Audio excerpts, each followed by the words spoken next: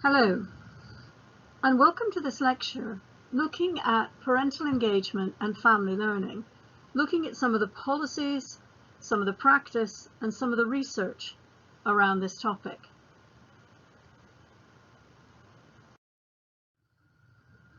And the first thing I want to say before we go any further is that when I say parents, what I mean by parents is an adult with a significant caring responsibility for the child. So it could be a parent.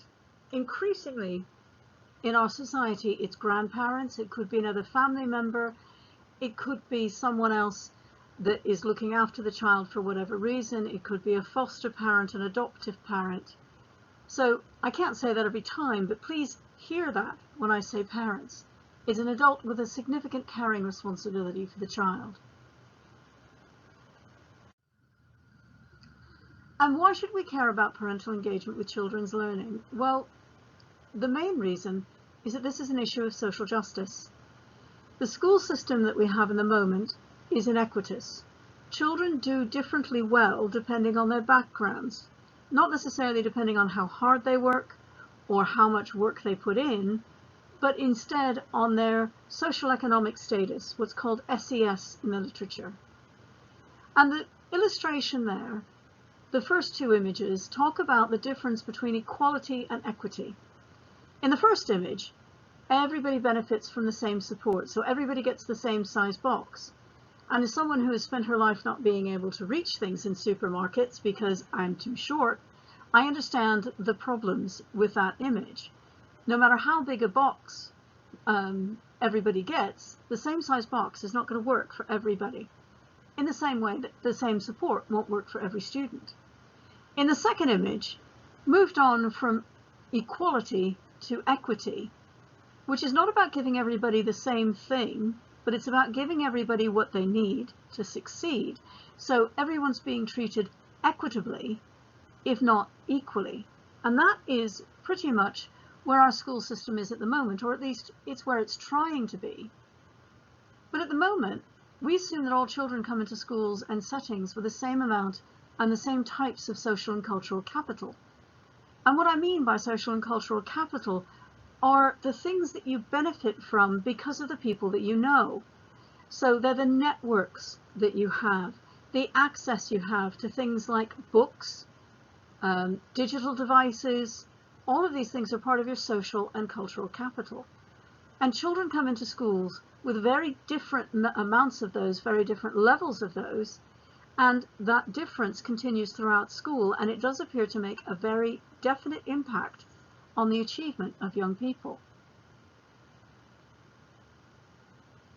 The thing is, we've known about this for a very long time. This work by Leroux was done in 1989, and she was talking there about social class and parental intervention in elementary education.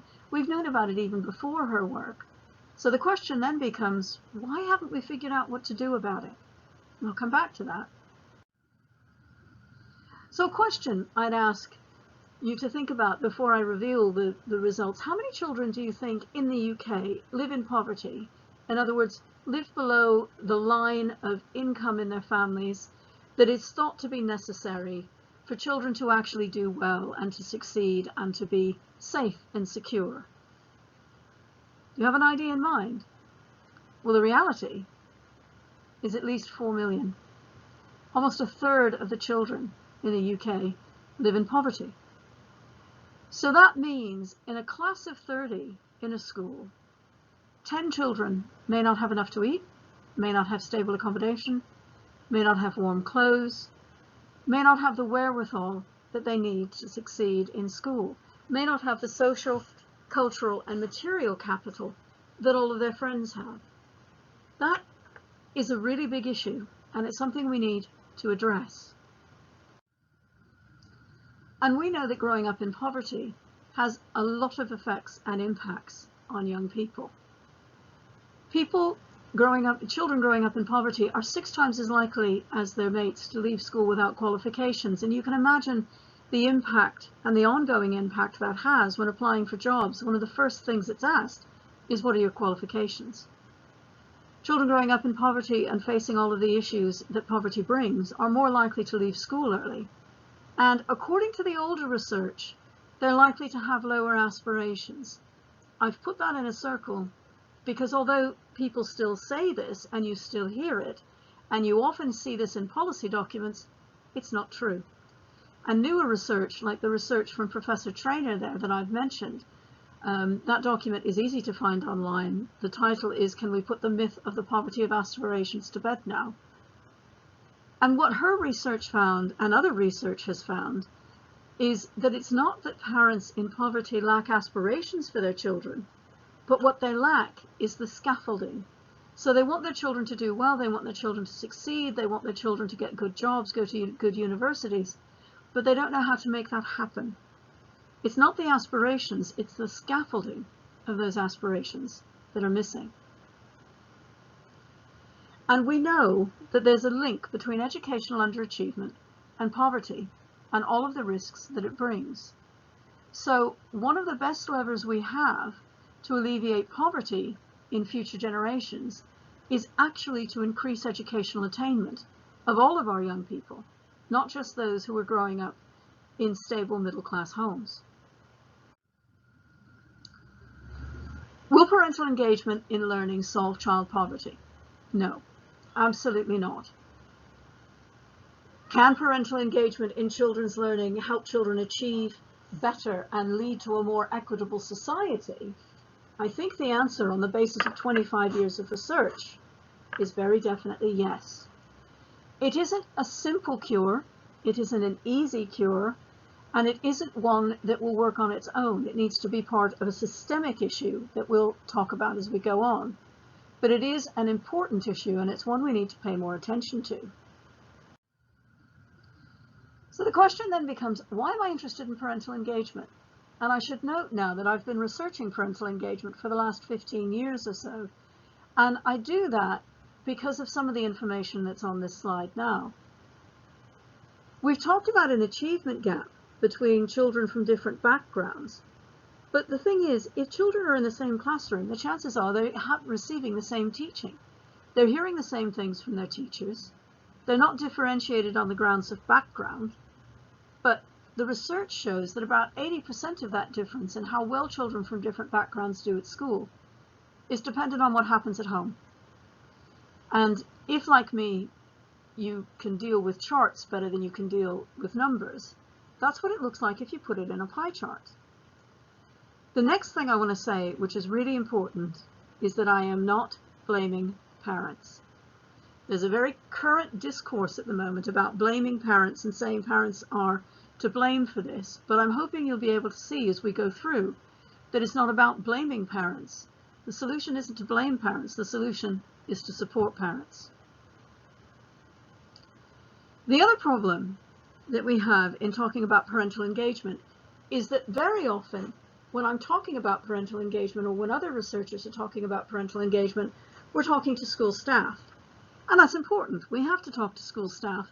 But if we only talk to school staff, nothing is going to change, because it's not down to school staff alone to change this.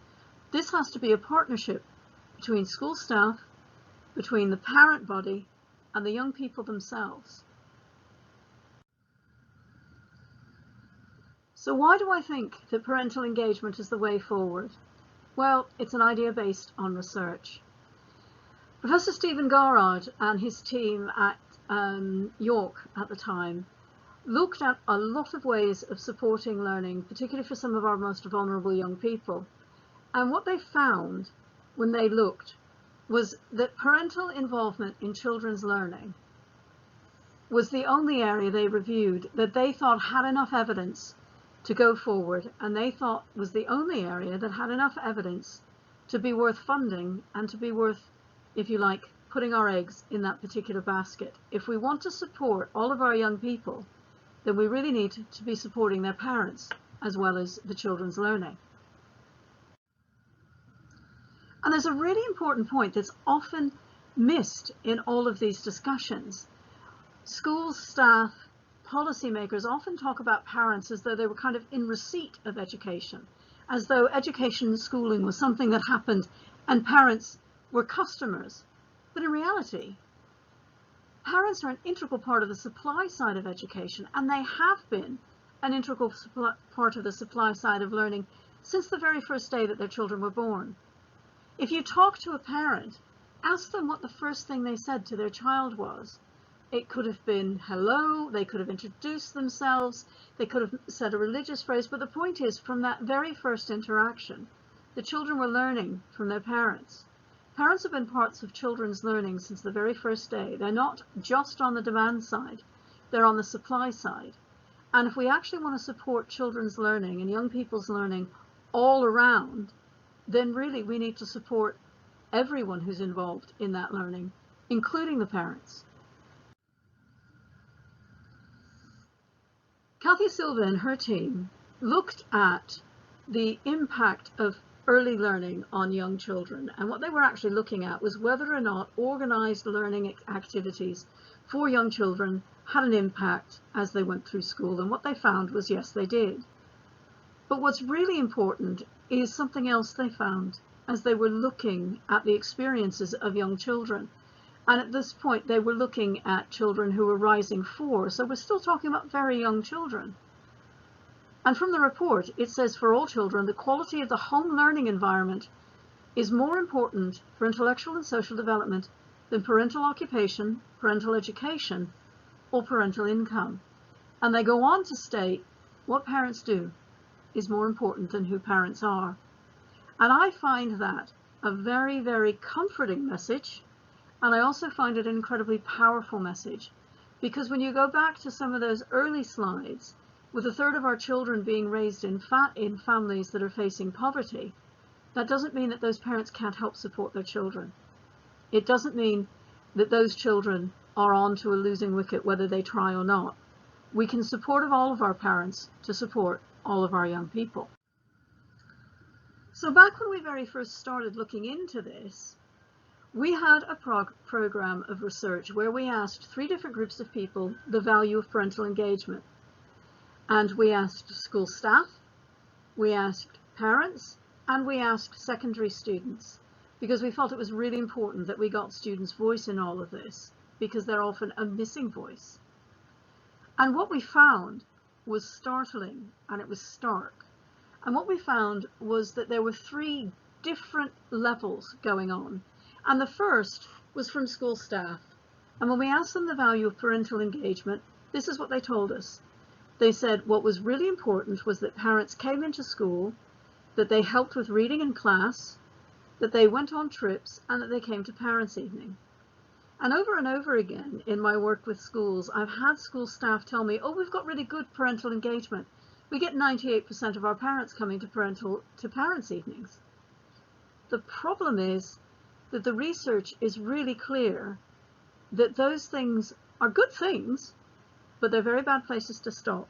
They're not bad places to start, but they're extremely bad places to stop. And the reason is that the parents who are comfortable doing those things are already comfortable supporting their children's learning. They have the self-confidence and they have the experience to do so. Interestingly, when we asked parents what the value of parents' involvement with schooling and learning was, parents told us it was about helping with homework and keeping track of coursework.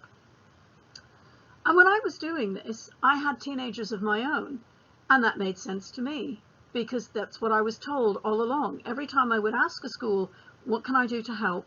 I was told, make sure they show up in time, make sure they have the right uniform, and make sure they do their homework and make sure they do their coursework. There was never any suggestion that there was anything that my family could do outside of those things that would support our young people's learning. What was really interesting, and what changed the direction of a lot of the research that we've done since, was the answer that we got from young people. What would you think secondary students across the range and across the country would have said if we said, what's the value of getting your parents involved in your learning? What young people told us, not children, but secondary students, what they told us was this, that it was about moral support, it was about interest in learning, and it was about guidance. And over again, under moral support and interest in learning, young people said to me, somebody's got to ask how my day went. Now, I found that fascinating because as far as I knew, my children's days at schools never went any differently, because every day I would ask them, how did it go? And every day I would be told fine. And if I asked, what did you do? I would be told nothing. So I started asking the young people in the research. I said, well, do you answer people when they ask? And there was a resounding no. Most of the students had no intention at all of answering the question, how did your day go? Or what did you do today? But the important thing was the rider. And the rider was always, I won't answer it, but if someone asks, I know they care. And that linked the two things together, the moral support and the interest in learning. And what young people told us from all sorts of different backgrounds, all sorts of different schools, all secondary schools, was they were at school because it was important to their parents. They took an interest in learning because it was important to their parents. I remember talking to a group of Year 8 students, so they were in the middle of their second year of secondary school, and they were talking about their Year 7 assembly, the assembly at the end of Year 7. And one young man looked at me and he said, I don't know where any of my certificates are, miss, but I'm going to get a bunch more this year. And I said, well, that's good. Why? And he said, because that way my dad will come to school and he'll be proud of me. That young man wasn't working for certificates for himself, and he was very clear that he didn't know which certificates he'd got last year, nor did he know where they were. But what he was interested in was making sure his father was proud of him. The other thing that students told us was that they had no intention of telling their parents any of this, but we as researchers could tell parents, and we have. And the third thing they told us was that what they found was important was guidance. And over again I heard from secondary students, well, I've never had a job, miss.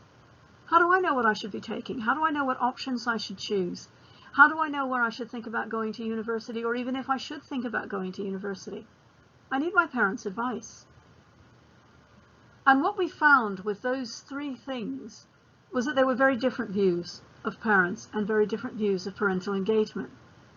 But the important one is the final one, and the research, other research as well as our own, bears this out.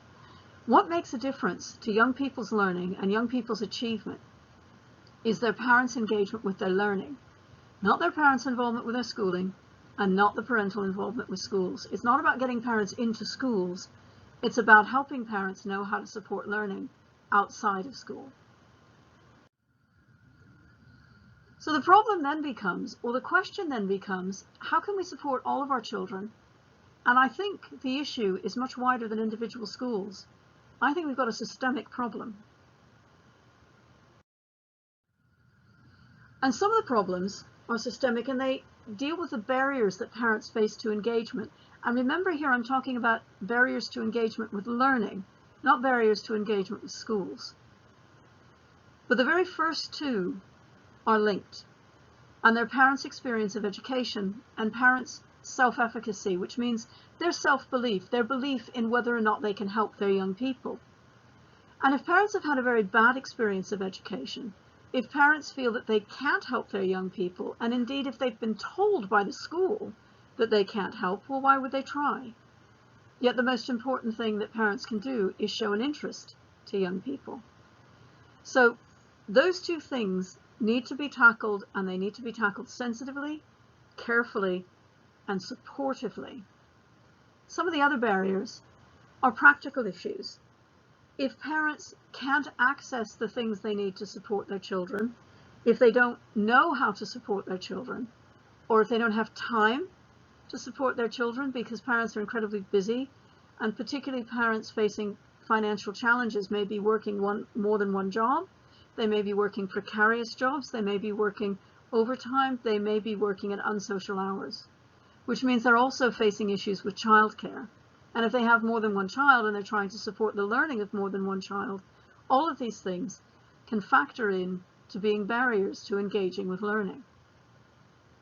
But they don't have to be, and they don't need to be. The thing is that we've known all of this. And we've known all of this for at least 25 years, if not more. If you look back at the history of parental engagement with learning and the research on it, it goes back a lot further than 25 years. And we've known all of this for a very long time. So the question becomes, why haven't we sorted the problem? And I think that's where we've got a systemic problem. And we've got a problem that's inherent in the system. And unless we can change some of the system, we really will continue to have this problem. And I think the issue is that many of us, and I include myself in this, are part of the problem. I think many of us have, for some time, been perpetuating a system that we're actually setting out to amend.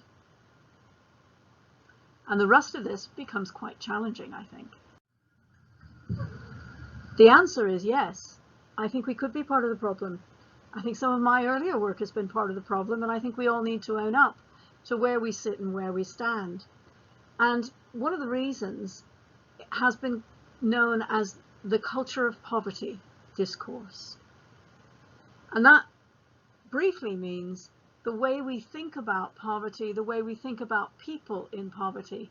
And the illustration there, I think, is very, very good. How did the war on poverty become the war on the poor? And there's been a subtle shift in policy and the way the media talks about poverty. And if you were interested in this, I'd suggest that you just spend, for the next week, every time the word poverty or poor people is used in the media, look and see what's behind it. What are the assumptions that are being used to talk about people? And the culture of poverty discourse relies on a number of issues, and one of them talks about this concept of homogenizing groups of families in poverty. And homogenizing is usually something you do to milk. But basically what it means is saying that everybody in a situation is the same. And on the face of it, it's ridiculous. Of course, all families facing poverty aren't the same. But this idea arose about 50 years ago in a couple of pieces of research, and it was rejected almost immediately by scholars. Scholars almost immediately said, no, you can't talk about all groups of people who are facing poverty in the same way. The problem is that it wasn't rejected by policymakers. And if you look through policy, this happens, this homogenization or this grouping of families in poverty happens all the way through policy. It's really worth having a look and reading policy with a very critical eye to see where this happens or if it's happening. And also this idea of poverty being generational. Poverty is passed down from parents to children. Yet, if you look at Professor Trainor's work that I've already cited, she shows that people move in and out of poverty, and families move in and out of poverty. I mean, poverty is a set line. £10 more a month, and you don't meet the criteria for being in poverty. £10 less a year, and you do. So families obviously move in and out. An unexpected bill, an unexpected windfall can move you one way or the other, but it doesn't actually change the situation in which children are being raised. This culture of poverty discourse also sees poverty as a personal choice. And again, on the face of it, that doesn't sound like it makes a great deal of sense. Very few people are actually going to choose to live in poverty in the society we have now. But when you think about it, and when you start looking for it, you see this all over the place. And in about 5 minutes, not too long ago, I collected the following memes from motivational poster sites online. And the first was, just choose to succeed. Now look at that, with a critical view. What is that actually saying? It's saying that you can succeed if you want to, regardless of any barriers. I could choose to succeed as much as I would like to in reading 14th century German poetry, but I'm never going to succeed because I don't read German. I don't have the skills and I don't have the tools. You always have a choice. And the final one, which always angers me every time I see it, poverty draws a line, choose to step over it. Can you see what's inherent in those? And you've probably seen these on school walls, you've seen them in supermarkets, you've seen them on the internet. Poverty draws a line, choose to step over it. So it doesn't matter that you're living in insecure accommodation or no accommodation. It doesn't matter that you don't have enough warm clothes in the winter. It doesn't matter that you can't feed your child from day to day. You can choose to be happy, you can choose to succeed, you can choose to overcome poverty. The assumption here is that all of these issues are personal issues, and they're things that are down to the individual to solve. Yet quite clearly, They're not individuals' problems to solve. They're societal issues that we need to help society as well as individuals solve. You can do it. Well, of course you can, if you have the skills and the social and cultural capital to do it. So what can we do about all of this? I don't want to leave you with an unhappy view. There's too much doom scrolling today as there is. I think there are things we can do, and there are things that we have done that have supported children, young people, and families. And one of the first things we need to do is we need to change some of the terms that we use. We need to change the discourse that we've got. We need to stand up and we need to challenge things. If we don't challenge the status quo, we will always have the status quo. We need to change our focus and we need to change our practice. So in terms of changing the discourse, one of the really important changes we need to make is we need to stop talking about an achievement gap, and we need to start talking about an educational debt. And that's from the work of Gloria Ladstone-Billings. And the citation is there. It's not about the individual having a gap and the individual not meeting certain standards. It's about society not fulfilling the debt that we owe to all of our children. We need to change the terms, and we need to be careful about the terms that we use. So often we use this term learning, but when you think about it, learning starts at birth and it goes on till death. And education is defined as any learning that has organized rules. So yes, that's what happens in schools, but it's also what happens on sports fields. It's what happens in swimming pools. It's what happens in music lessons, dance lessons, brownies, guides. Learning with formalized rules is education. The problem is that we use both of those terms when really what we mean is schooling. And we've got to get away from this idea that learning, education, and schooling are the same thing. Schooling is a subset of education, which is a subset of learning. I pointed out at the very beginning that parents have been involved in learning since their children were born, or their children came into contact with them. We need to stop thinking that learning can only happen in school. And at the moment, we need to stop saying that schools are closed. Schools aren't closed. The physical building is closed. Schooling is still happening. Education and learning is still happening. We need to change our emphasis. We need to stop thinking about the school as being at the center of everything and start thinking about learning being at the center of everything. Learning is the important point. And once we change the emphasis there, once we start realizing that learning is more important than schooling or education, and that schooling and education are part of learning, then we can begin to actually work in partnership with everybody that's involved in young people's learning. And at the moment, this is the situation we have. So we've got the school is in the middle, and it's all important. And the school relates to the parent, and the school relates to the student. But that's not what's going to change things, and that's not where we need to be. I think we need to move to a very different viewpoint, which is that we're talking about learning, and we're talking about everybody's learning. We're talking about the learning of the community, the learning of the parents, the learning of the pupil, and also the learning of school staff. When you were in school, your teachers probably fairly often were away because they were learning something, but did they ever share what they'd learned? Did they ever tell parents, yes, we're closed for an inset day because we're upskilling the way we teach math? Learning has to become more important than anything else. And we need to change some of our practices. And we said this a long time ago. We said this over a decade ago, but I still think it's important. Schools need to change the place of parental engagement. They've got to put schools at the center rather than the periphery of what they do. Every school teaching and learning policy needs to have parents at the center, because unless it does, it's never going to do a good job for everybody's learning. What we need is targeted and responsive, culturally appropriate support for engagement with learning. And that means we actually have to involve parents. We have to involve parents, and we have to involve young people. We need to stop planning parental engagement activities without asking parents what they want. It's got to be designed in conjunction with parents and school staff and researchers, because what we can bring, what researchers can bring, is a knowledge of what's worked in other schools.